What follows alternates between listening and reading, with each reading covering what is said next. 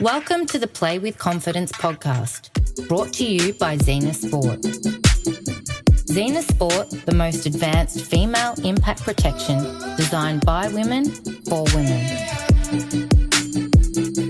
We know the dedication, sacrifice and discipline required for female athletes to play and perform at the highest level. And this podcast is aimed at giving you a front row seat and an inside look at the many perspectives of women's sport, from the athletes themselves to champions across many domains. This podcast is a must for anybody who shares our one common passion: championing women's sports at all levels. So sit back and enjoy as Play with Confidence takes you on a journey through the sharpest minds with one objective: to understand what makes these champions tick. On today's podcast, I am joined by Mandi Williamson. Mandi is a breast cancer survivor that had to fight to be heard. Growing up, Mandi loved to play sport. However, there weren't many options for young girls. Netball was the sport to play, and she played it with passion. Mandi's love of sport continued into her studies, and she went on to be a health and physical education teacher. She is super passionate about sport and encouraging others to play. She believes it's the secret to happiness. At the age of 35, Mandi decided to start playing AFL and absolutely fell in love with it. However, this was short-lived, and at the age of 36, Mandi discovered a lump in her breast. For someone young, fit and healthy, this was unexpected and something that totally rocked her world. Mandi, thanks for joining me today. I feel like you have such an important story and a lesson for all of us, and I'm really looking forward to chatting to you about it. But before we kick off, tell us a little bit about yourself. What is your story?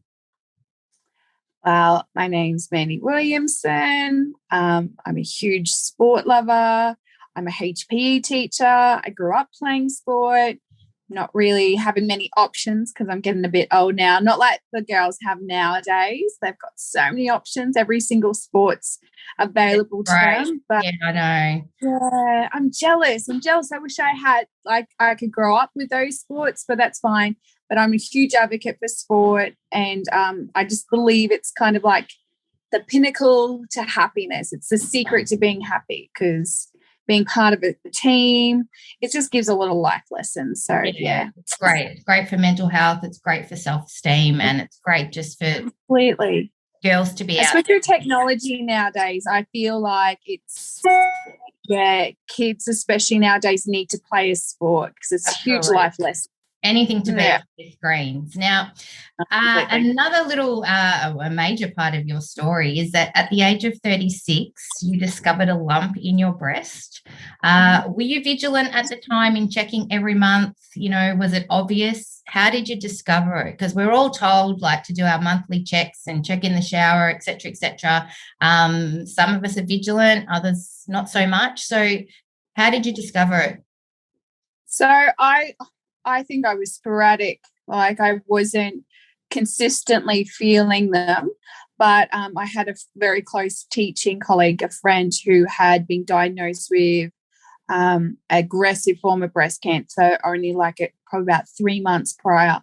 And it was just during COVID, and I happened to be in lockdown, laying down, watching some Netflix, and I felt them, and I felt a lump, and I was like, oh, I just panicked because everyone does. Was it a big lump? No, it was a small lump, and it kept growing. So over the next probably about a month, so I worried, but I was like, oh, it'll be right, because I had big boobs, and I had a lump in my right boob, and when I was 26, I got a mammogram, and they were like, no, it's just a lump. Yeah. So I just thought, oh, maybe it's just a lump, but I'm just going to keep watching it, and it kept growing, and it felt like a small lump, but it grew like long ways. And was it hard? Yeah, it was hard. Okay. So obviously it felt to you like it was just something that hadn't been there previously. It didn't feel like other lumps. And it was definitely new. But I think you kind of have that panic because you're like, is this new? Or maybe I didn't feel it last time. And because I was laying down, and that's something that because especially with big boobs, you need to feel them standing up, you need to feel them laying down, you need to feel them when you've got your period because your boobs change. Yeah. So that's something that I kind of learnt from And that I think as well. sometimes too, when people have big breasts, they just put it down to being cysty sort of tissue, Yeah. so they sort of dismiss Yeah. it.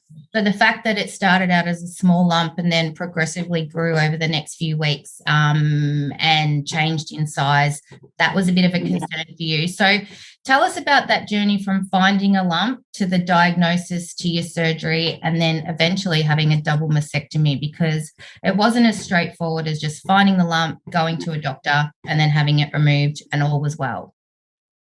So first of all, I had to get a referral, and it was during COVID. So I kind of had to go through this journey by myself because I wasn't allowed to have anyone with me, which was really awful. Yeah. Yeah, because there was just like one person only. So I got referred and I went through the public system because honestly, the back of my mind was like, oh, it's just going to be a lump.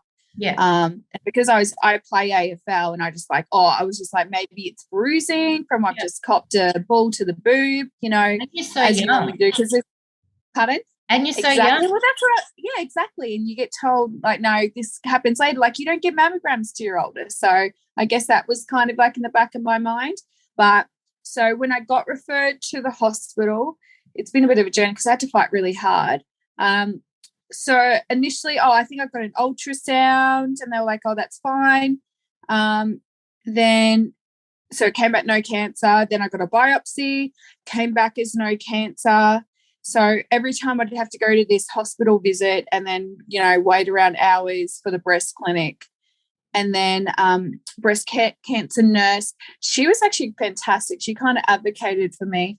So, but I just found I wasn't getting anywhere. They were like, it's not cancer, it's PASH. PASH is like the nickname for it, but it's a passion, some of the, but pretty much they were saying it was just a lump. It's just like a fiber, I don't know the technical term, but it was just a lump that just grows. And so, but I just knew something wasn't right. And like, I remember one training night, I copped a ball to the boob in that spot. And then I just had to end up walking off crying because it hurt. And I felt there was like energy radiating from it. Like it just didn't feel right. It felt like, nah, it's not meant to be in my body. But then I had to kind of really fight to be listened to because they were like, oh, you're young, you're only 36, you've only got breast cancer on your mum's side because my nana had breast cancer. But because of that, they just didn't take me as seriously. So I kind of began to embellish. I'd be like, oh, I found out about 90 on my dad's side because they're really estranged from my family. I know this is probably bad, but I lied. Like I said, oh, no, there's breast cancer on my dad's side and I didn't even know about it. So and then as soon as I said that, I was like, oh, hang on. There's breast cancer on both sides. Oh, maybe we need to send you for an MRI. Okay. And so I went for an MRI. I had a reaction to the contrast dye that they put through you. Yeah. I vomited, like I couldn't breathe and I vomited, projectile vomited. And they were like, oh, no, it should be enough to get an imagery. There should have been enough. But the thing is, though, I was on my period when I had the MRI and no one asked me. See, because they just send me an appointment, you're getting your MRI on this day. But no one asked me if I was on my period. And this is like, I think another key thing, your body changes when you're on your period. Yeah. The reason why you feel so bloated is because you hold fluid and you bloat. And that was the same as my boobs. And I reckon that's why they didn't pick up on my breast cancer, because either a mixture of the contrast dye or being on my period.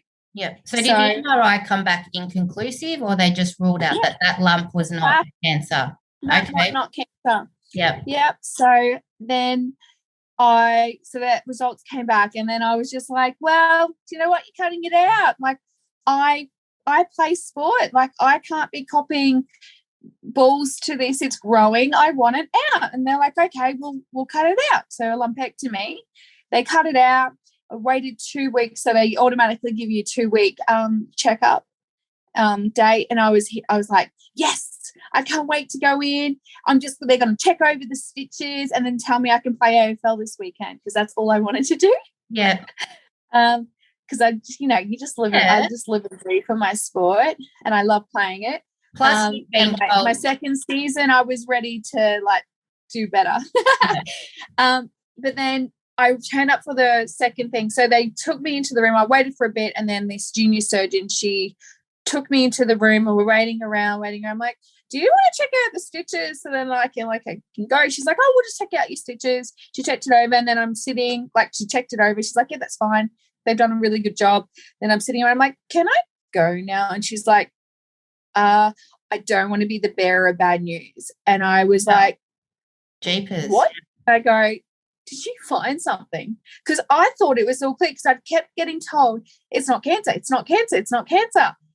And I was like, did you find something? Like, and she's like, yeah, I don't want to. And she's like, I just got to, well, I think because she'd already been like, she told me, yeah, we have found something. Yeah. And I'm like, I was in shock, because I was like, you would have got these results a couple of days afterwards. Where's oh, Mandi, you need to come in and we need to talk about this. Yeah. Like, there was I didn't even have a support person in me. I only took 2 hours off work thinking that I could go back to work and finish teaching PE. So did you go through and speak to your surgeon after that, or was it just the nurse? So he came in. So the doctor was lovely. I just think it was just COVID and the public system. It's like when you're just a bit of a number. Yeah. Like, unfortunately, it's sad, and like that's the way I felt through my experience. But so then the surgeon came in and goes, look, I found it early. So what, I was very lucky. The breast cancer, I think it ended up being at the end about 6 centimeters. Wow.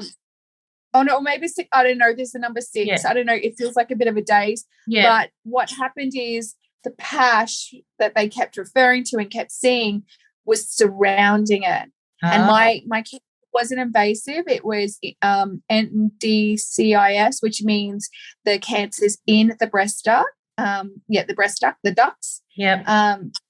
So which is a great cancer to have, because it can't spread. But I found it really early, and the pash, I just feel like within my soul, like the pash was like my body's way of protecting itself from the cancer. Okay, yeah. It was sort of containing it to one spot. Yeah. Yeah. Yeah. So I can't believe that you had a scan, you had a biopsy, you had an MRI, and the whole way through you were being told that it's not cancer, and majority of women just would have taken the initial diagnosis that it wasn't cancer, but you kept pursuing it. And then after the MRI, you were told it wasn't cancer. And that would have been enough, I think, for most of us to basically, breathe a sigh of relief and then just get on with life, knowing that we've done all the testing, we've had a biopsy, all good, just a non-cancerous lump. But you obviously within yourself could feel that just your body was telling you something wasn't right. So what was it that just kept telling you and driving you to just keep pursuing it? Why didn't you take? Because I knew something wasn't right. You just got to trust your gut. Yeah. Your gut. Yeah.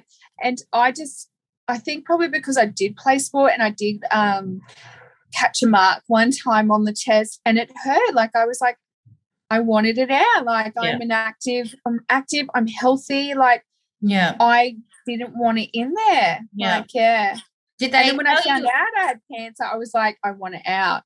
Did they tell you at all what would have happened had you not had it out? Had you just taken their word for it and just left it? Have they given you any insight, or it just would have kept growing, obviously? Yeah, see, I don't know. I never really had that conversation, because I'm just such an action plan kind of person. I'm like, okay, well, we've found it. What to now? Yeah, that's right. So how do you deal with this sort of information, when you're so young, you're fit, you're a young mom, you're active, and as you said, it's in the middle of COVID, so most of these appointments are by yourself. How did it hit you? It was hard. It was really hard. Like, I think the hardest was when I found my diagnosis and I did not have my husband with me.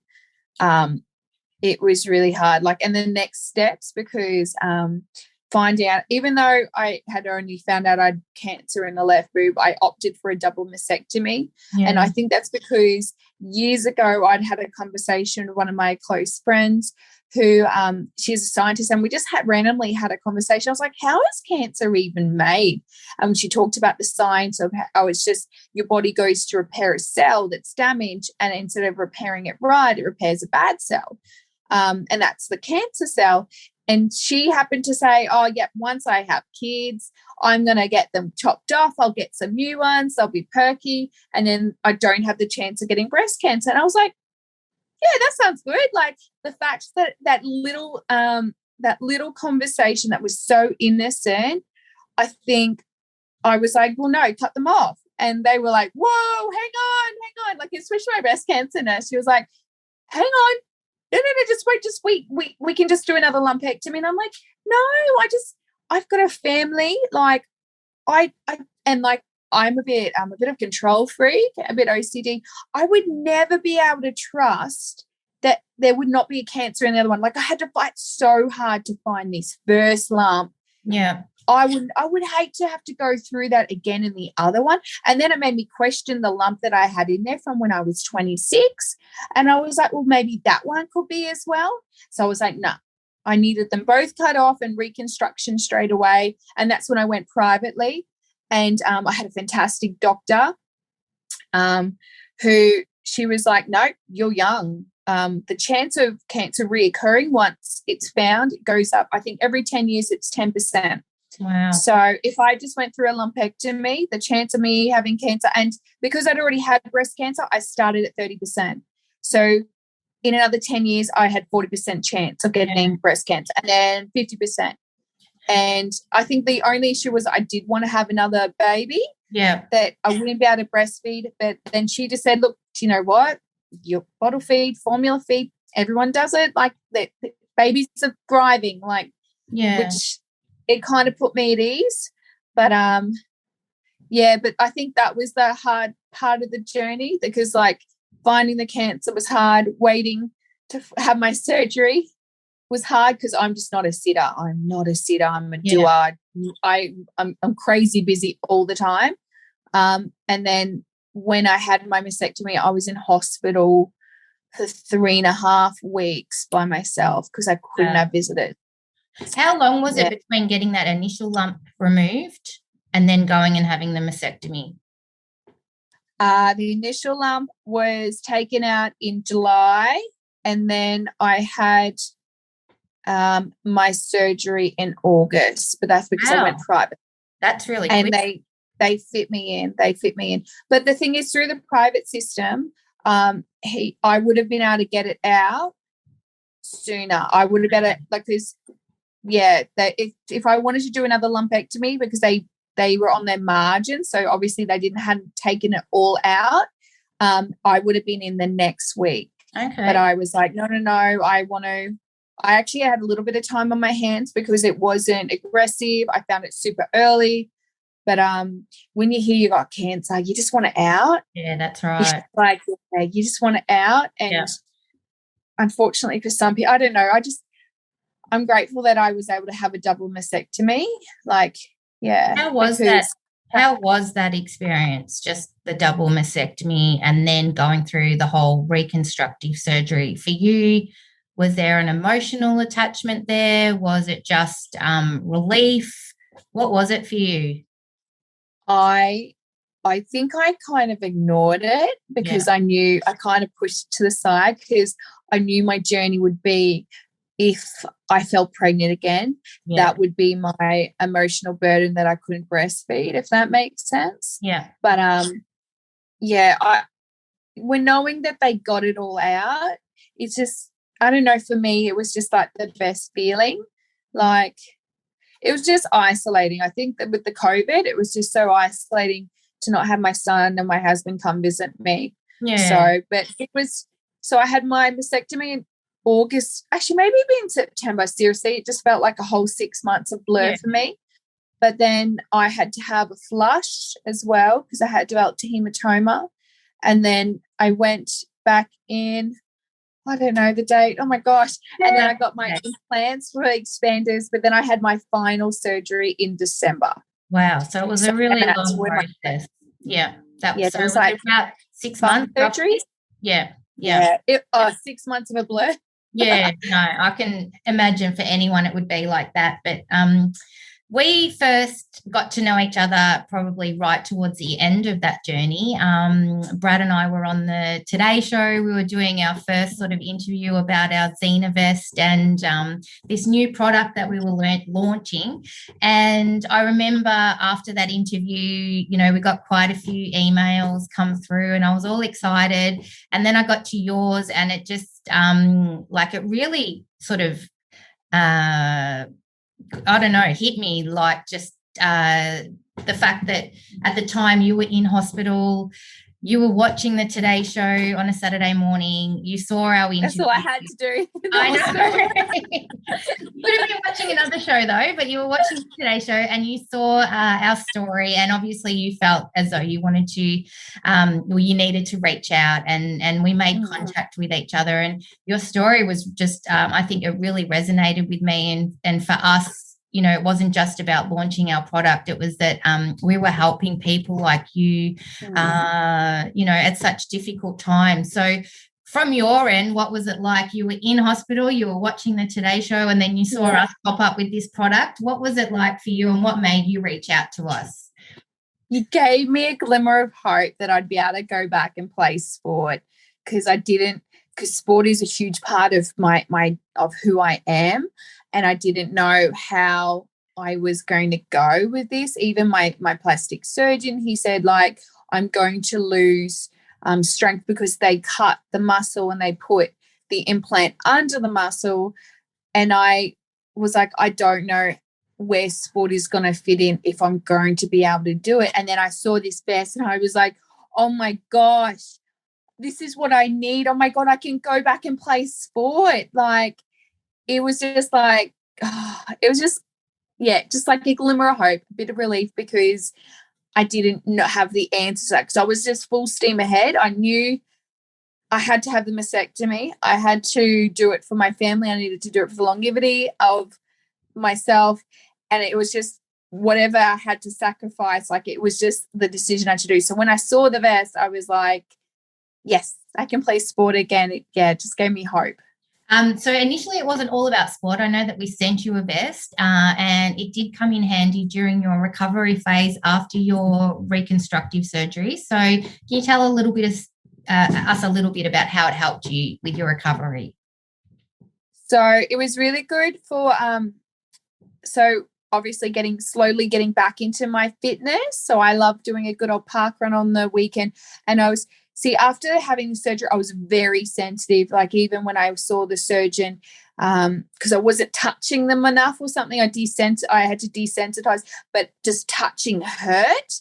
So I would wear it kind of around the house.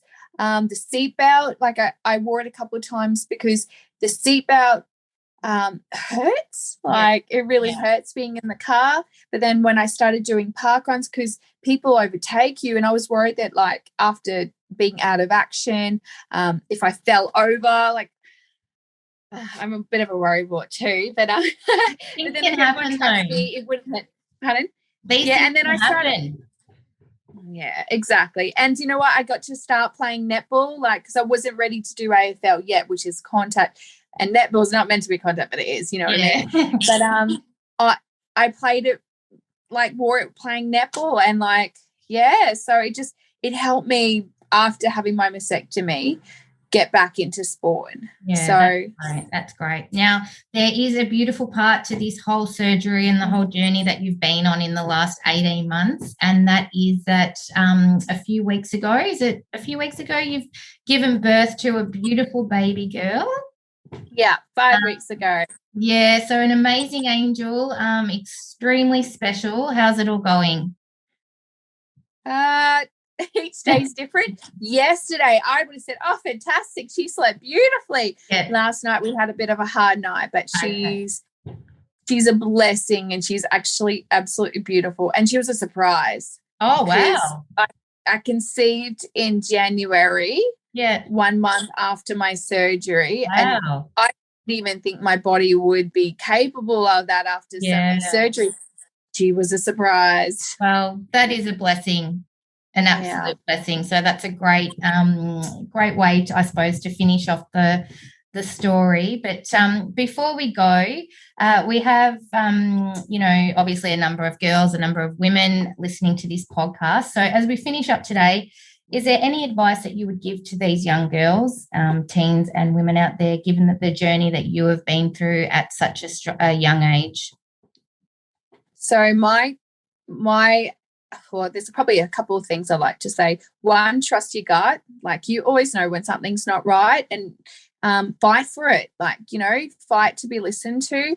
And secondly, check your boobs. Try and choose a day, like the 1st of the month, the 4th of the month. Or if your birthday's on the 16th of every month, check your boobs, because doing it consistently on the same kind of time frame, you'll feel differences. Feel them standing up, feel them laying down on your side, feel them when you got your period, because your boobs change. And to be able to feel these lumps, and most of the time breast cancers can be really, really tiny, and that's how they start. And you want to find it early, because when you find it early, you've got choice of your outcome, if that makes sense. You don't want it to find it where it's too aggressive and the choice isn't yours. Because I think that's what was empowering to me, that I could choose to have the double mastectomy. Because a lot of people said, oh, you don't even need to, you could just do one boob and lump. No, it was no option for me. I felt like I got to control my destiny, and I can't get breast cancer. There is chance to still get it around the little bit of breast tissue I have, but I've taken control over my chances of it returning. And you want to have that control. So you need to find, and just because you're young doesn't mean you're invincible. That's it. And I think that's the really important thing today, is getting to know your body. And just because you are young, and you don't have to have mammograms until you're 50 and all these sort of things, I think if you do notice something and you are aware of your body, something is a bit different, you really need to trust in that gut feeling. And I know, even just with our Zena social, we try and put up that regular, breast check reminder, just so that it might be the one time that someone checks and they do find something that just doesn't quite feel right. Yeah, and you want to, exactly. Yeah. And it's good. Every time you see one of those little posts, you should be like, okay, let's go feel the boobs. Yeah. So I think your story is an amazing one, and there's just so much to learn from it. So a huge thank you for joining us today on our Play with Confidence podcast. It's been an absolute pleasure and a very important message. For all those girls out there, if you have any questions or concerns regarding your breast health, be sure to make an appointment with your local doctor to get checked. And I think the biggest thing from today's podcast is that if you have a gut feeling that something is not right, always get a second opinion, as you know your body best. So thank you so much, Mandi. Thank you. Thanks for having me. We hope you have enjoyed this episode of Play with Confidence podcast. And don't forget, if you have a request for a specific guest that you would like to hear from, send us a quick message via Instagram, Facebook, or email us at info@zenasport.co. Don't forget to share our podcast with someone who might find it valuable. Till next time, play with confidence and conquer the field with Zena.